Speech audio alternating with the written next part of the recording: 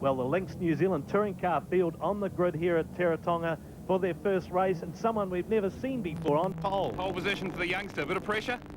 Well, I was here last weekend, but this time I earned it. So I just hope that we can have a very good race, and the boys will be nice on me.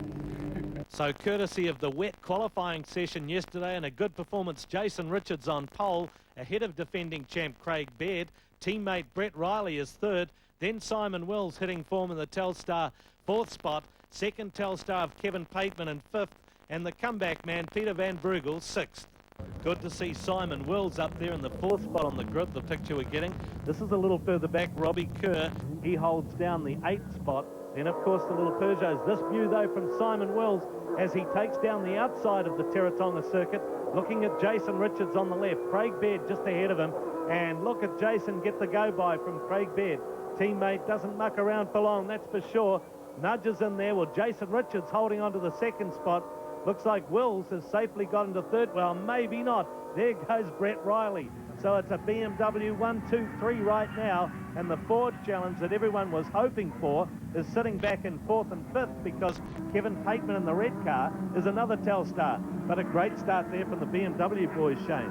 Yeah, good start from all three BMs, and you see Simon just got shuffled out a bit onto the bit of the loose rubber on the outside of the circuit, and Brett crept through.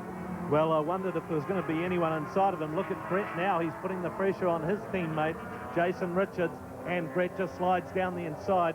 So Jason doing the decent thing, you'd have to say, leaving him a lot of space there as they headed for the hairpin that time. Well, Craig and Brett are on a mission in this race. They're both very close in the championship. Wow, look at Simon pull out on Jason, heading up the main straight there, and he's going to attack Brett. Now tell me that they haven't sorted out the horsepower problems in this car. Look at this. This is the car that was overheating so badly, breaking down so badly. Here we go back in the field. This is with Noddy Murdoch in the little Toyota Corona that was so dominant here last year. Not his car necessarily, but the works cars. So you can see that one's being left behind a little bit, and it's the Ford that's come to the front. Look at that. Running up there in the second spot at the moment. Craig Baird still got a decent break on him though, but just blasted by those two bimmers down the front straight. Well, it's all credit to the Allport team to get this Ford Telstar up and running reliably so far, and looking at the speed that it has here. Hey, no putting the kiss of death on these boys. Your money must be on the BMW guys. But look at this, Simon Wills. We've seen him, he actually got out and qualified third quickest at the opening round at Manfield, but thereafter the trouble struck.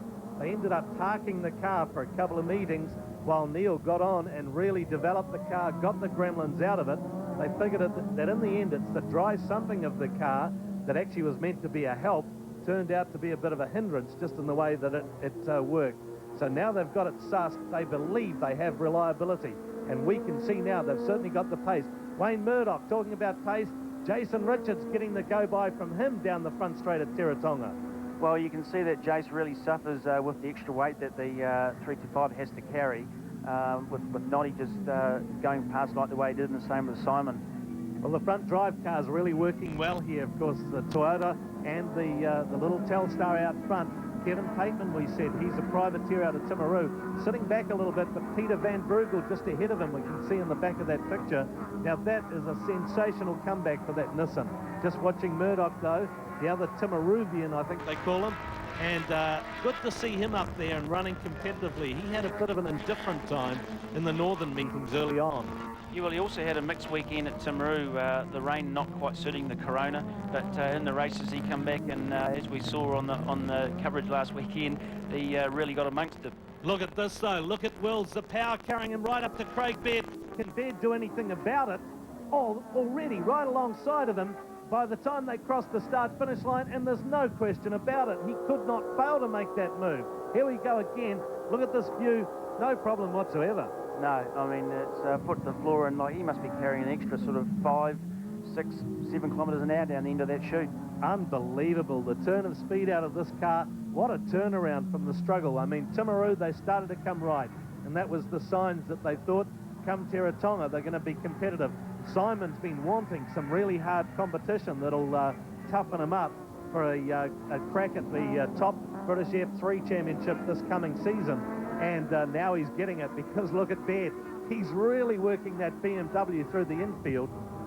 Well, these front-wheel drive cars really have some pace, Wayne, and we can see that Noddy Murdoch passed Brett Riley down the end of the long straight as well.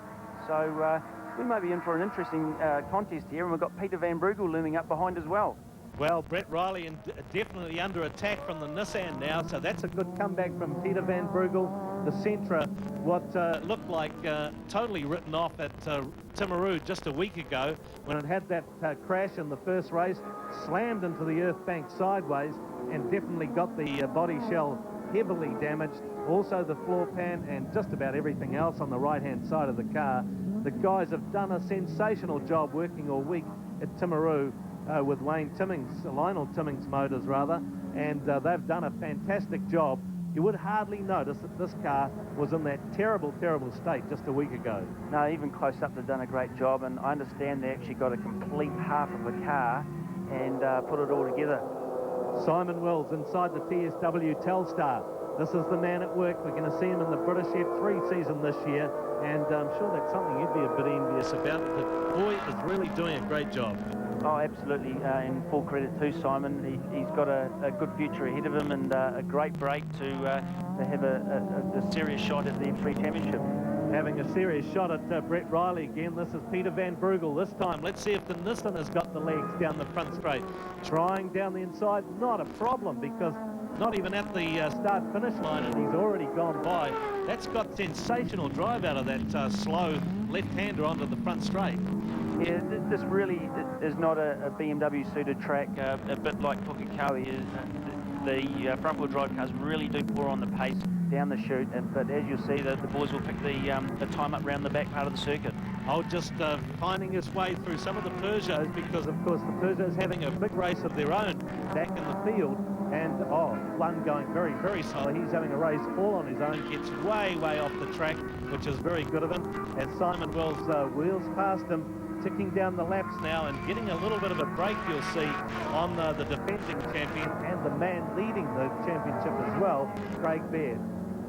Well, Craig won't be too happy about the way that these guys have just driven away from him, especially Simon. And, you know, he'll be back in the pits after this race trying to find an extra bit of speed. But out front, Simon Wills doing the job as the laps tick down, really looking sensational around this track. They seem to have the car very well set up, as well as getting a lot of power. Yeah, the big wave from Neil Orport, the words just come through. That's a new lap record to Wills, so the evidence is there. 67.5 second lap.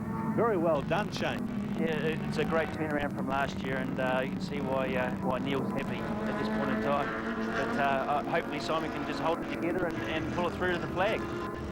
Running through the midfield as these guys go around some of the little Peugeots.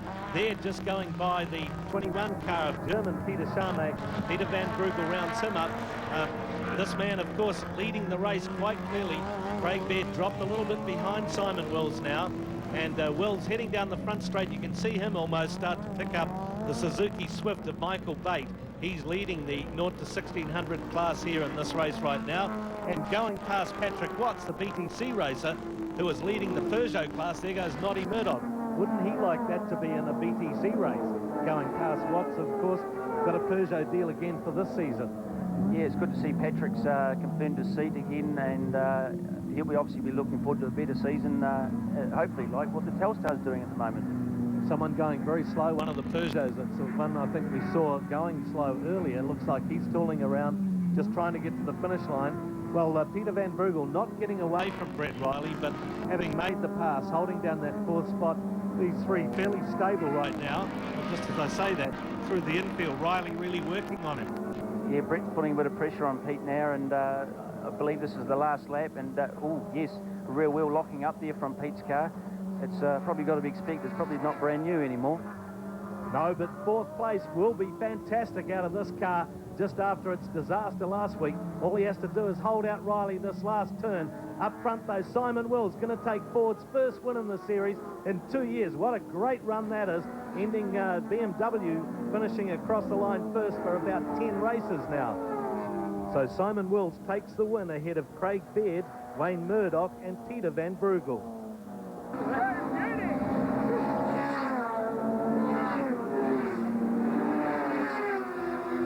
Simon, Paul Radisich would have been pretty happy with that win. Simon Wills must be absolutely delighted. Oh yeah, over the moon. It was pretty tough, yeah. Craig didn't make it easier for a bit and he stayed on, and yeah, I'm over the moon really to have this one. Yeah. Neil Allport also looking very happy. Oh yeah, it's been a long struggle, and like the car had its bad points and that earlier on in the season, but now I've seemed to have ironed them out. Sweet reward for all that hard work. Yeah, it's been hard work, Murray. You know, we pulled out of a couple of rounds of this championship to make sure the car was right, because we weren't sure of it at the start there, and we've worked extremely hard, and so's Simon and all my boys. We're trying to put a bit of credibility back into Ford, and I think we've done that, and bring back to this championship a car that is capable of winning it.